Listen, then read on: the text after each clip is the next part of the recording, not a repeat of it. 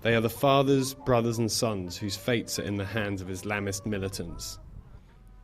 These Lebanese servicemen have been held since August, captured during a battle to reclaim Arsal, a town close to the border of Syria briefly overrun by Islamic State and the Nusra Front. But in a crisis with regional implications, their families have refused to play the role of passive victims. For months, they have lived in tents in the heart of Beirut in an effort to keep pressure on the government to gain the release of hostage troops and policemen.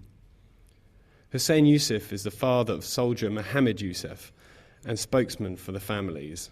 Our presence here next to the Lebanese government is our choice to put pressure on them, as we are the relatives of the kidnapped and we have the right to decide their destiny, their life, and what is happening to them. So far, negotiations have led to the release of 8 soldiers, but 4 others have been killed and 25 continue to be held captive. Meanwhile, battles continue on the border with Syria as Islamists attempt to spread their influence across the region. Some, like political scientist Ahmad Salameh, see the jihadists as playing off the many religious factions within Lebanon.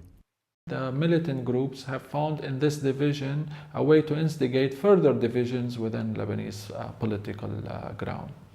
Both ISIS and al-Nusra movement, in various ways, they're trying to use the issue of the Lebanese hostages to instigate Shia-Sunni struggle within Lebanon.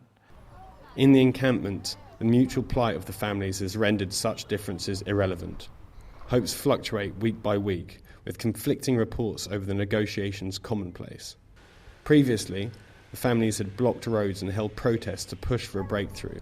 But for now, they wait, hoping their presence will have an impact, and that the next message from the government or the jihadists will bring with it good news. There has been some good news.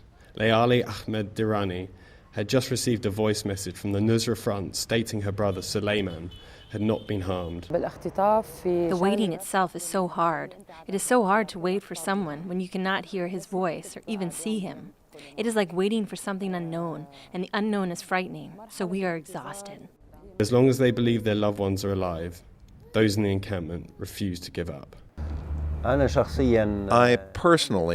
I have great hope and faith that I will see my son and hug him, and he will hug his son and his wife and return to the previous life as it was before this problem.